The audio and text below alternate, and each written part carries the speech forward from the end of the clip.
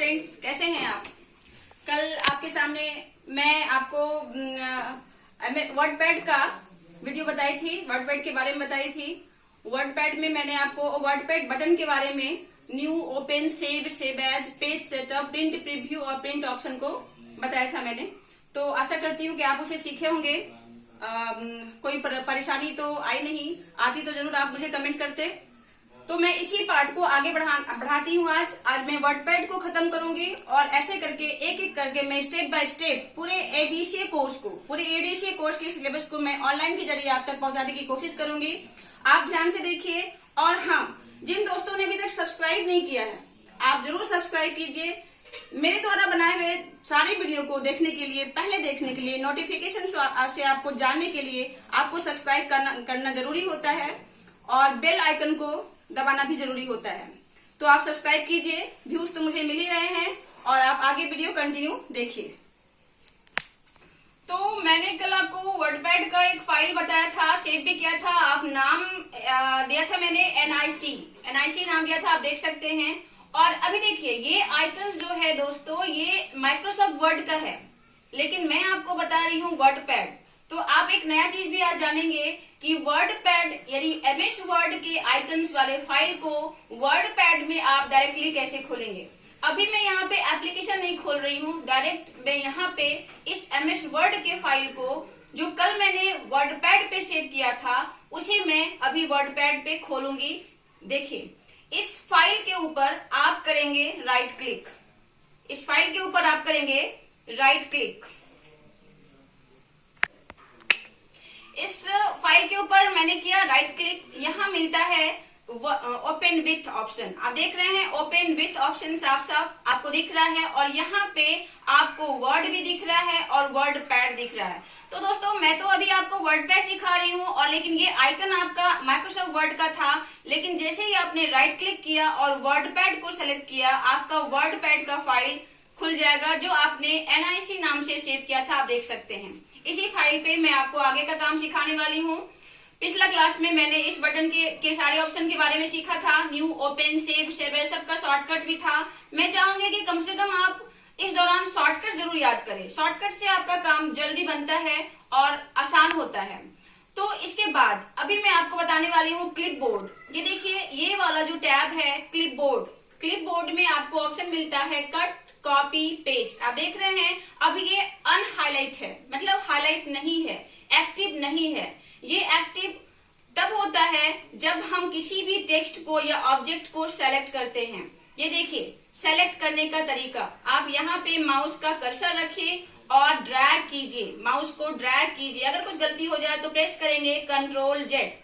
और अगर किसी का माउस कमांड नहीं होता है, उस स्थिति में मैं आपको बता रही हूँ सेलेक्ट कैसे करेंगे। तो आप टेक्स्ट के लेफ्ट साइड में कर्सर को क्लिक करें और एक हाथ से शिफ्ट दबाएं और दूसरी हाथ से आप डाउन एरो की दबाएं, तो आपका ये नीचे की ओर सेलेक्ट होगा। आप इसको बड़ा कर सकते हैं, ये देखिए यहाँ से बड़ा कर सकते हैं। ये तो मैं बाद में बताऊंगी, पहले मैं क्लिपबोर्ड के बारे में बताने जा रही हूँ। तो क्लिपबोर्ड में आपको ऑप्शन है कट का शॉर्टकट होता है Ctrl+X। कट का शॉर्टकट होता है Ctrl+X। अब कट का काम जानिए। कट ऑप्शन का काम होता है दोस्तों कि अगर आप किसी भी टेक्स्ट को कट करके, एक जगह से कट करके दूसरी जगह पे ले जाना चाहते हैं, रखना चाहते हैं, तो आप Ctrl+X के माध्यम से या कट ऑप्शन पे क्लिक करके कर सकते हैं। जैसे मैंने इस टेक्स्ट को सेलेक्ट किया, यहाँ पे मैंने इस टेक्स्ट को सेलेक्ट किया और कट ऑप्शन पे क्लिक किया। आप देखेंगे वो टेक्स्ट जो यहाँ पे पहले से था वो हट गया। अब हटा नहीं, ये मेमोरी में है, प्राइमरी मेमोरी में इसके अभी तक मौजूद है और मैं चाहती हूँ कि इसे मैं इस जगह पे पेस्ट करूँ। तो आप देखिए कि अभी जो ये पेस्ट ऑप्शन एक्टिव नहीं था, अभी वो एक्टिव हो गया। इन द सेंस कि कट करने के बाद या कॉपी करने के बाद ही आपका पेस्ट ऑप्शन एक्टिव होता है। तो आप या तो पेस्ट पे क्लिक कर दें या शॉर्टकट्स आप देख रहे होंगे Ctrl+V। शॉर्टकट्स है पेस्ट का Ctrl+V। तो आप या तो Ctrl+V प्रेस कीजिए या पेस्ट पे क्लिक कीजिए। तो दोस्तों ये भी जानिए, एक बार अगर आप किसी भी ऑब्जेक्ट को या किसी टेक्स्ट को कट कर देते हैं तो उसे आप कंट्रोल भी या पेस्ट ऑप्शन से बार बार पेस्ट कर सकते हैं। आप देख रहे हैं बार बार हम इसको पेस्ट कर सकते हैं। लेकिन जब आप कोई नया चीज फिर से नए ऑब्जेक्ट को या नए टेक्स्ट को फिर से कट करते हैं तो पहला जो ऑब्जेक्ट था या टेक्स्ट था वो अब पेस्ट नहीं होगा। अब जो नया ऑब्जेक्ट आपने कट किया है वो पेस्ट होगा। आप देखिए पेस्ट, इसको भी आप बार बार कर सकते हैं, यानी एक बार कट कीजिए और इस मेमोरी के माध्यम से आप इसको बार बार पेस्ट किसी भी लोकेशन में किसी भी जगह पेज पे कर सकते हैं। आप टैब से इधर आ जाइए और यहाँ भी आपको मन है तो पेस्ट कर दीजिए। अभी मैंने प्रेस किया Ctrl+V, यहाँ पे मैंने क्लिक नहीं किया, मैंने प्रेस किया Ctrl+V। तो ये ऑप्शन था दोस्तों कट। अब मैं आपको बताऊंगी कॉपी। कॉपी का मतलब क्या होता है? नकल करना, मतलब एक चीजों को नकल करके दूसरी जगह ले जाना। अगर मैं चाहती हूँ कि इस टेक्स्ट को सेलेक्ट करके कॉपी करूँ और दूसरी जगह मैं कुछ लिख देती हूँ मीनिंगफुल, अभी मैं इसको सेलेक्ट करती हूँ और इसको डिलीट कर देती हूँ। सेलेक्ट करके आप कीबोर्ड पे एक बटन होता है डेल की को प्रेस करेंगे, ये डिलीट हो जाएगा।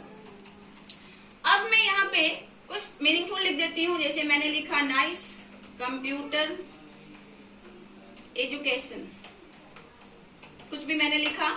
अब इस टेक्स्ट को मैं कॉपी करके अलग अलग जगह पे या इसी पेज में नीचे पेस्ट करना चाहती हूँ। तो बस ऑप्शन वही है, स्टेप वही है, सेलेक्ट कीजिए, डाटा को पहले सेलेक्ट कीजिए, क्योंकि cut copy paste option, cut या कॉपी ऑप्शन विदाउट सेलेक्ट किए नहीं होता है दोस्तों।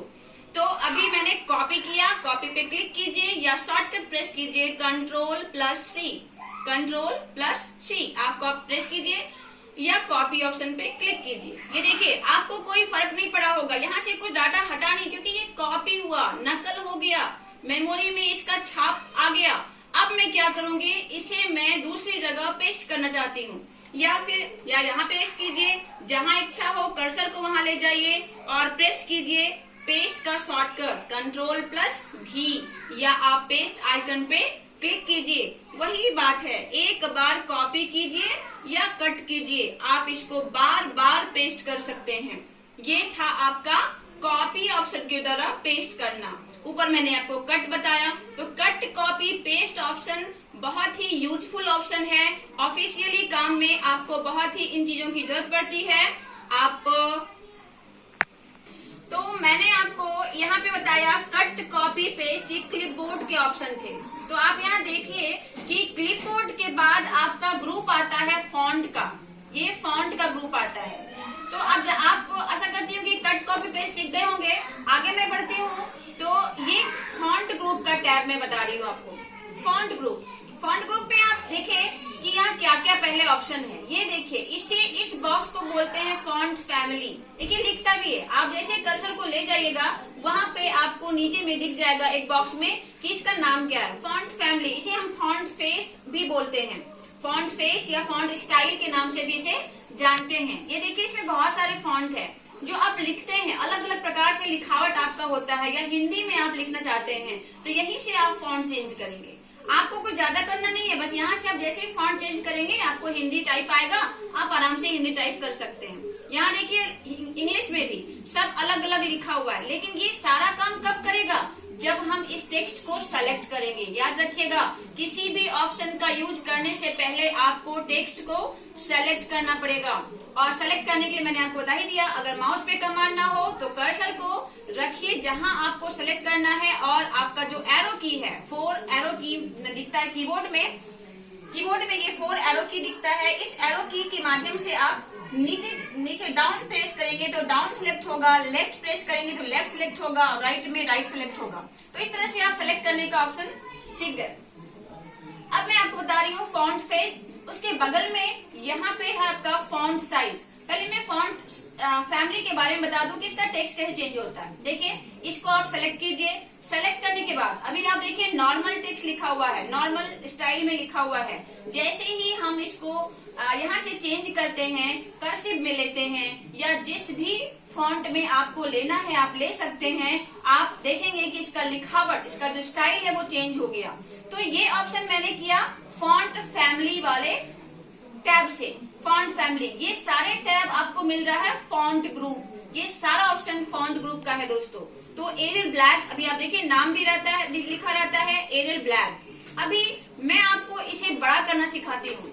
बड़ा करने के लिए इसके जस्ट बगल में आप देखेंगे लिखा है नाम font size. Font size, font size में आपको सबसे मिनिमम जो साइज होता है वो 8 होता है और मैक्सिमम साइज होता है 72। आप देख रहे हैं 72 पे टेक्स्ट काफी बड़ा हो गया है, 8 पे ये छोटा हो गया है। आप अपने अकॉर्डिंग, अपने रिक्वायरमेंट के अकॉर्डिंग इसका साइज रखेंगे, सेलेक्ट करेंगे। उसके बाद इसके बगल में यहाँ देखिए ये 2 ए दिख रहा है, एक बड़ा और एक छोटा सा दिख रहा है। तो ये भी फॉन्ट को बढ़ाने का ही काम करता है। ये देखिए इसका नाम है ग्रो फॉन्ट। यहाँ से भी आपका फॉन्ट का साइज बढ़ेगा और यहाँ देखिए साइज यहाँ और बढ़ गया। और ये श्रिंक फॉन्ट, इससे फॉन्ट आपका छोटा होगा। ये देखिए छोटा हो गया, यहाँ से बड़ा हुआ और यहाँ से छोटा हुआ। तो ये फॉन्ट का ही आइकन के रूप में दिया हुआ है, ग्रो फॉन्ट और श्रिंक फॉन्ट। ओके, देन आप आइए, यहाँ पे आइए। ये जो आपका दिख रहा है बी, इसका मतलब होता है अक्षर को बोल्ड करना, मोटा करना। इसका शॉर्टकट भी है Ctrl+B। अगर आप Ctrl+B प्रेस करते हैं ये मोटा अक्षर में होता है। अभी देखिए इस पे इफेक्ट नहीं आ रहा है। क्यों नहीं आ रहा है? क्योंकि ऑलरेडी पहले से ये बोल्ड है। यहाँ से आप कोई टेक्स्ट चेंज कर लीजिए, कोई दूसरा टेक्स्ट रख लीजिए। देखिए टेक्स्ट, इसका जो फॉन्ट स्टाइल है हमने रखा एरियल नैरो। अब इस पे आप बोल्ड कीजिए। देखिए बोल्ड किया, बोल्ड खत्म किया तो यहाँ देखिए अक्षर पतला हो गया। बोल्ड पे किया तो ये टेक्स्ट हमारा मोटा हो गया। तो जहां से आप बोल्ड कर रहे हैं वहीं से बोल्ड आपका हट भी जाता है।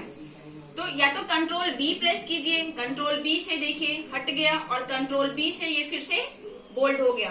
उसी तरह से इटैलिक, अगर आपको टेक्स्ट को हल्का तिरछा करना है, टेढ़ा करना है तो आप इटैलिक पे क्लिक कीजिए या Ctrl+I भी प्रेस कर सकते हैं।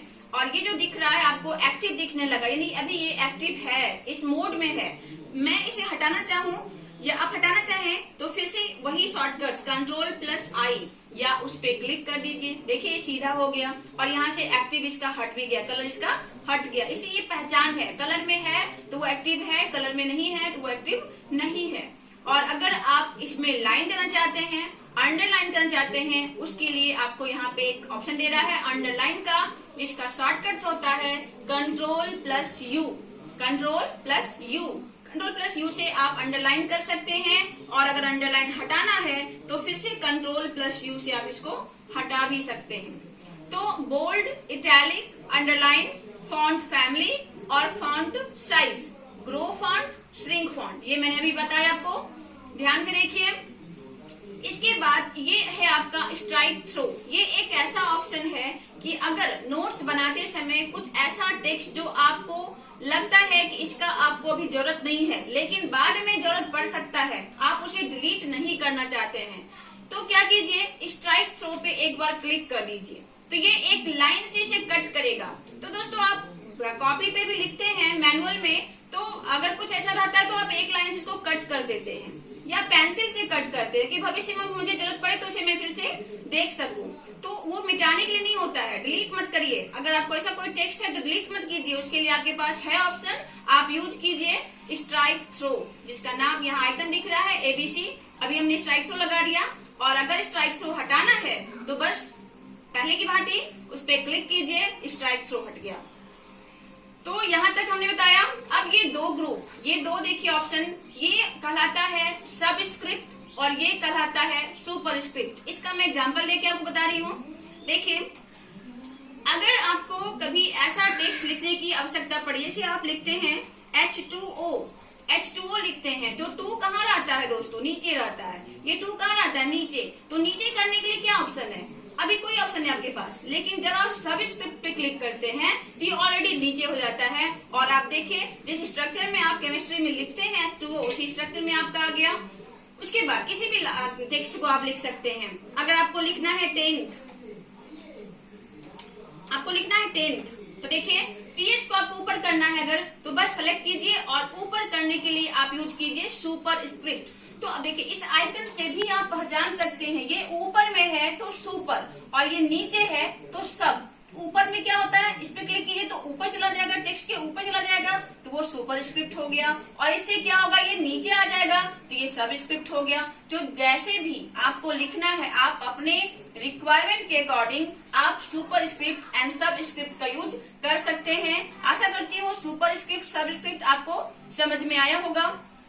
उसके बाद आगे है ऑप्शन आपका ये टेक्स्ट हाइलाइटर करने के लिए। दोस्तों कभी कभी आप कोई नोट्स बनाते हैं तो आप क्या करते हैं कि कोई इंपॉर्टेंट चीज होता है तो हाइलाइटर लेके आप उसको हाईलाइट करते हैं, वीबीआई करने के लिए या फिर थोड़ा सा अट्रैक्शन बढ़ाने के लिए उसको हाईलाइट करते हैं। यहाँ भी कंप्यूटर पे तो दोस्तों सभी ऑप्शन अवेलेबल है, और जो मैनुअल हम नहीं कर सकते हैं वो भी अवेलेबल है। तो आप इसको देखिए, अगर हाईलाइट करना चाहते हैं तो आप जाइए इस ऑप्शन पे हाईलाइट, देखिए text highlight colour, text highlight colour पे इसे क्लिक किया तो बहुत सारा कलर आपके पास ऑप्शन है। जो भी कलर से आप इसको हाईलाइट करना चाहते हैं तो देखिए आप उस कलर से इसको हाईलाइट कर रहे हैं। तो ध्यान दीजिए इसका टेक्स्ट का कलर चेंज नहीं हुआ, ये हाईलाइट हुआ, यानी कि इसको थोड़ा सा अट्रैक्टिव मोड में कर लिया कि लोग उस पे नजर जल्दी दे सके।